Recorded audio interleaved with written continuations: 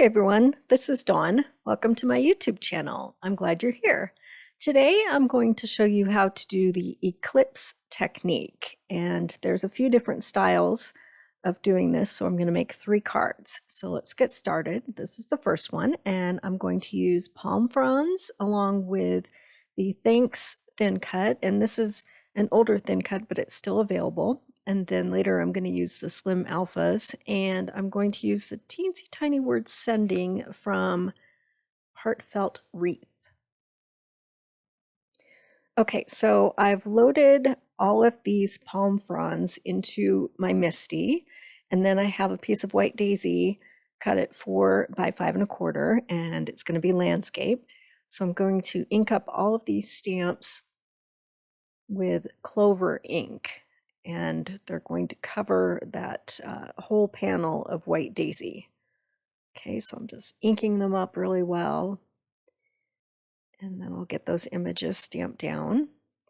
I have my white daisy panel secured with my Brutus Monroe sticky mat inside my MISTI, so it won't move, and then I won't have to worry about those magnets taking up space and and then I'm able to get a complete impression when I lay the stamps down. And then I'm inking up with green apple, and I'm stamping exactly over the same images. So I get a combination of clover and green apple ink on my card front. Okay, it's just a brighter, more vibrant green. Okay, then I'm going to use some double-sided adhesive and make that complete panel sticky. Okay, this is a giant roll that I have from scrapbook.com, but closetomyheart also makes sheets of double-sided adhesive, so I'll leave a link in the description below of that product. Okay, all right, I'm going to bring my die cut machine in, and then I'm going to lay down the thanks die. Now this is the outline background thanks, and I'm going to run that through. Okay, and then I'm going to carefully lift it up, and I'm going to leave that die cut in, saddled in the space there on that panel. And then I'm going to take the thinner thanks die, and I'm going to lay that over the first cut so that you can see the outline cut on this panel, and then I'm going to run that die through. So I have 2 cuts in that stamped panel. Okay, then I'm going to carefully lift that die up, and then I'll set that aside. And then I'm going to bring in some green apple cardstock, and I'm going to basically do the same thing, but I'm only going to cut the outline, the larger thanks. So first I'm going to put some double-sided adhesive down. So I'm making stickers out of these thanks dies. And then I'm going to cut that out with that larger outline thanks. So I'm making sure there's adhesive underneath and kind of putting it at an angle so it has adhesive all over. And then I'll run that through.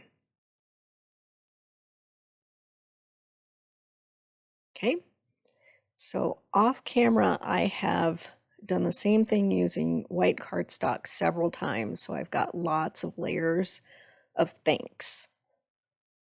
Okay, so I'm going to start building my card, and it's a landscape A2, and I'm going to put down some evergreen.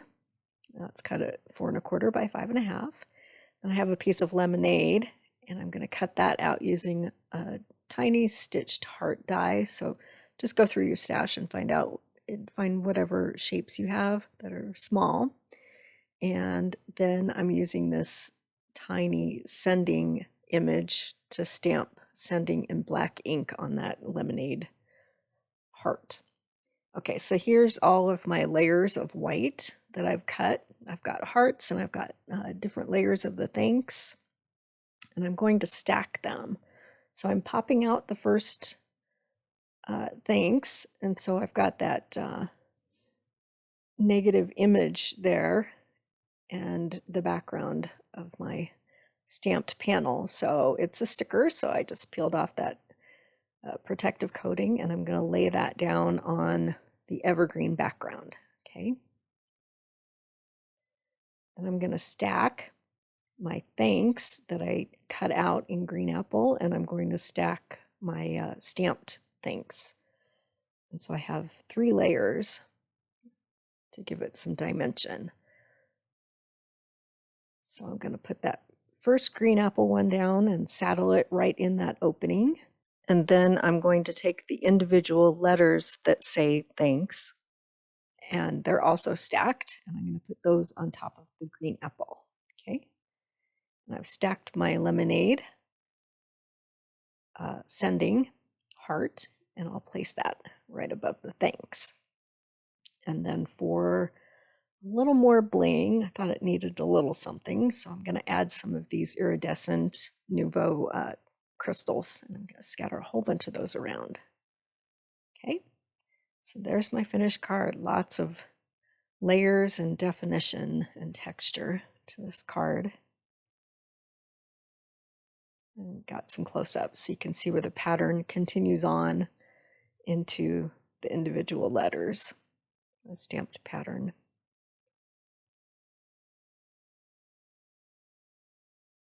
Okay. All right, let's do another one. This time I'm going to use Hope and Kindness, and I've got the fancy doily die and some of the Hope and Kindness pattern papers and some of the cardstock, the coordinating cardstock that is textured. Okay, so I'm cutting my flowered piece at 4 by 5 1/4, and then the textured pine piece at 4 1/4 by 5 1/2. And now I'm kind of just deciding what exactly I want to do here. So I'm going to cut my doily, and it's going to be in the center of this floral patterned piece. Okay, so first I'm going to make it a giant sticker like I did the last time. So I'm going to lay down some of that double-sided adhesive.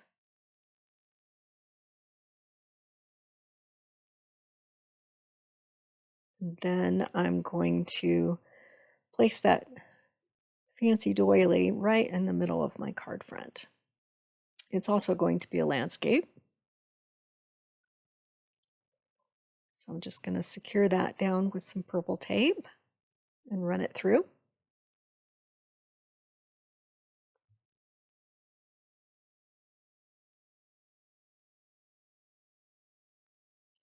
And then I'll carefully pop that out. Okay. All right, so I've layered my doily with 2 other layers of white cardstock to give it some dimension. And the pattern will match up when I put that puzzle piece in. Okay, so I've cut the word thanks from this harbor cardstock that goes with Hope and Kindness. And then I've cut a heart with the sage, and I've stamped it with sending in black ink. Okay, and then I'm going to layer that up with 2 more layers of white hearts. Okay, now we can start assembling. First, I'm going to put that piece of pine cardstock down on my card front.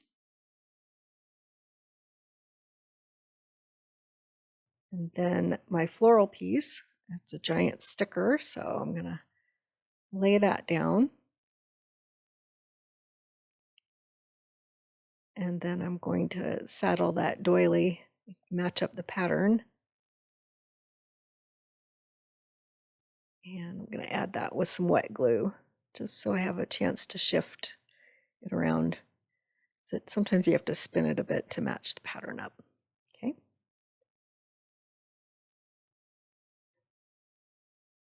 And then I've layered my thanks. So you can see the dimension and texture there. I've layered the word thanks with 2 more layers of white cardstock. And then I'm just taking the die and I'm putting it down on the card front so I kind of know where to start laying my letters down. and they're stickers because I've layered them onto double-sided adhesive. And so I'm just going to stick the letters to the front of the card there to spell the word thanks. So with this one, I did not use the outline or background thanks die. I just used the individual letters. Okay, and then I've got that little heart, and it's also layered on a couple more layers of white daisy. And to add some more bling, I'm gonna scatter some of these crystals around. These are from Buttons, Galore, and More. And there's my finished card. Let's see all that texture. And the eclipse is with the doily instead of the letters. And here's some more close-up shots. You can see all that dimension. It's extra work to add those layers for the letters and the doily cutout, but it's so worth it. It makes such a difference with how the card looks, especially in real life. Okay, last card. This time I'm going to use the Slim Alpha dies, and I've spelled out the word thanks. So I have a piece of black cardstock cut at 4 1/4 by 5 1/2, and then this is paper from the Fresh Paint collection, and that's cut at 4 by 5 1/4, and then I've layered it onto double-sided adhesive, and I'm going to lay out these letters to spell thanks, and I'm going to use my T-square to line everything up and secure it with purple tape so they don't shift, and I've got them as straight as I possibly can get them. And then I'll pop them out, and remember they're stickers, so I'm popping these guys out. And then off camera I've layered 3 sets of white cardstock in the same letters to give them lots of dimension and pop. You can also use craft foam if you want to do this technique, but I feel like it gives it a little more stability by using layers of cardstock. Okay, so I've run them through my Xyron to create stickers out of these. And now we can start layering everything up. I think I experimented with just about every type of adhesive that I could, just to see what would work the easiest. So the Xyron I wouldn't recommend. The double-sided adhesive, that seems to be the best. Okay, so this background piece, it's a giant sticker, so I'm going to lay that down on my black cardstock, and then I'm going to layer my letters on top of the white stacked letters. Okay, so we'll get them all layered up, and then I'm going to just saddle each of those letters in the opening on my card front. And the reason why the Xyron, it leaves behind excess adhesive around the edges. You kind of have to poke that out, and it's just it's messy.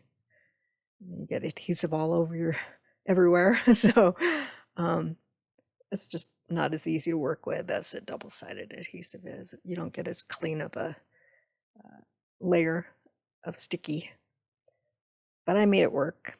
Okay, so everything's in the openings there, and then I'm going to use this larger stitched heart,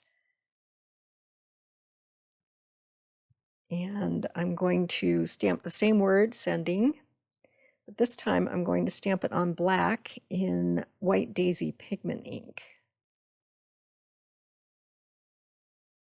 Okay, so we'll stamp that down, and I'm leaving enough space so that I'm able to die cut the stitched heart. And then I'm going to sprinkle it with white detail embossing powder, and then I'll heat set that. So you get a nice bright white sentiment there. So we'll heat set it, and then I have the word sending. Okay, so I'm going to run that through my die cut machine. So I'm just setting that up so the word is straight within my heart. And we'll run that through. And then I'm going to run another layer of black through so that I can stack the two hearts. Okay, so I'll just glue those together real quick.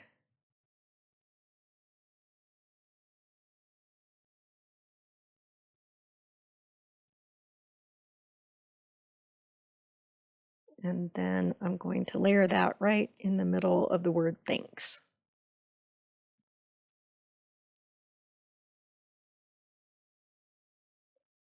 So I'll get that set up with some glue. And for the last touch, I'm going to scatter a bunch of these iridescent crystals around. And these are from the same collection from Buttons, Galore, and more. So we'll scatter a whole bunch of those around. Look at all that dimension and interest. I think this one's my favorite. So I'll have some close-ups in a second. So I'll make a list of all the supplies that I use with links in the description below. And if you haven't subscribed yet, please hit that subscribe button. I would really appreciate it. And then you'll be able to find all of my videos. And I have quite a few in the library there. Thanks for watching.